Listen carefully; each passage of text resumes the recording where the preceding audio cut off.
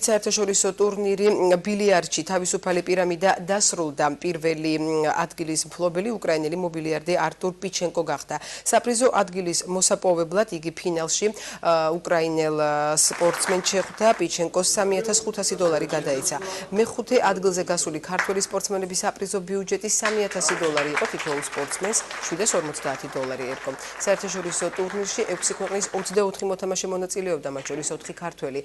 ტურნირის მხარდამჭერი ქალაქის მერია და სპორტისა და ახალგაზრდულ საქმეთა დეპარტამენტია.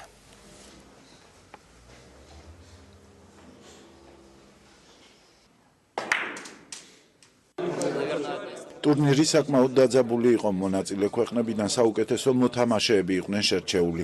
ფინალში ჩემს თანამემამულე შეხვდი, რომელიც ჩემი აზრით უძლიერესი მობილიარდია და გამარჯვებისთვის დიდი ძალისხმევა დამჭირდა. დიდი მნიშვნელობა ჰქონდა ამ ტურნირის. არ ვართ ჩაკეტილი უკვე ჩვენ საკუთარ სივრცეში, ხვდებით უკვე უცხოელ მობილიარდეებს.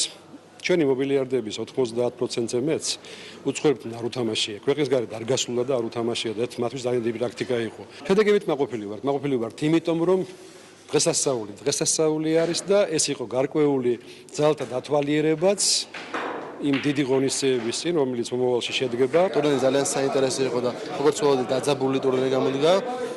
ტურნირი მიზნად ისახავს საერთაშორისო ურთიერთობების დამყარებას ამ სპორტის სახეობაში, ასევე პოპულარიზაციას და განვითარებას.